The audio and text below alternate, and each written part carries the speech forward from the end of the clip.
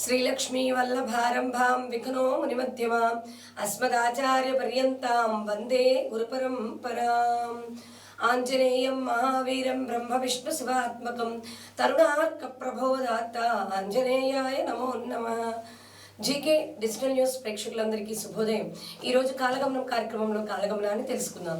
శ్రీ శోభకృతనామ సంవత్సరం, ఉత్తరాయణం, హేమంత ఋతువు, పౌష్యమాసం, శుక్లపక్షం, మంగళవారం, తిథి త్రయోదశి, రాత్రి 8:48 వరకు. నక్షత్రం ఆర్ద్ర నక్షత్రం, పూర్తిగా 24 గంటలు ఉంది ఈరోజు. దుర్ముహూర్తం ఉదయం 8:45 నుండి 9:37 వరకు. అలాగే వర్ధ్యం మధ్యాహ్నం 2:35 నుండి 4:15 వరకు.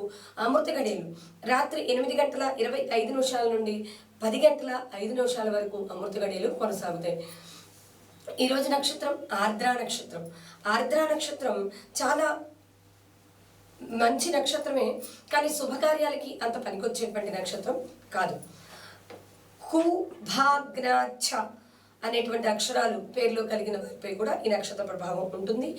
రక్తవర్ణంలో ఏకతారగా ఆకాశంలో ప్రకాశిస్తూ ఉండేటువంటి నక్షత్రం. ఈ నక్షత్రం వాళ్ళు కొంచెం ఉగ్ర స్వభావం కలిగి ఉంటారు. ఎందుకంటే ఇది రుద్ర సంబంధమైనటువంటి నక్షత్రం. అధిష్టాన దైవమే రుద్రుడు, శివుడు. కనుక కొంచెం కోపం స్వభావంతో ఉన్నటువంటి వాళ్ళే ఉంటారు. అలాగే ఈ నక్షత్రంలో శుభకార్యాలకు అంత మంచి నక్షత్రం కాదు. ఒకవేళ ఎక్కడికైనా ప్రయాణం చేయాల్సి వస్తే తిలపిష్ట భక్షణం అంటే అన్నము, నువ్వులు, తెల్ల నువ్వులతో కలిపినటువంటి అన్నాన్ని భుజించి బయటికి వెళ్తే వీరికి శుభం చేకూరుతుంది. అలాగే వీరికి కలిసి వచ్చేటువంటి స్వరం అకార స్వరం. అనేటువంటి అక్షరంతో ఉన్నటువంటి ఏదైనా మంత్రాన్ని కానీ జపించుకున్నట్లయితే శుభం చేకూరుతుంది. అలాగే వీరికి కలిసి వచ్చేటువంటి వృక్షం ఏమిటి అంటే ఖాదిర వృక్షం, అంటే చండ చెట్టు అంటాం. ఇది ఎక్కువగా చండని మనం యజ్ఞయాగాదుల్లో ఉపయోగిస్తూ ఉంటాం. కనుక ఈ మొక్కను ఎక్కడైనా నాటినా లేదా చండ చెట్టు కనిపిస్తే నీటిని పోసి నమస్కరించుకున్న వీరికి శుభం చేకూరుతుంది. వీరికి కలిసి వచ్చేటువంటి పక్షి క్రౌంచ పక్షి.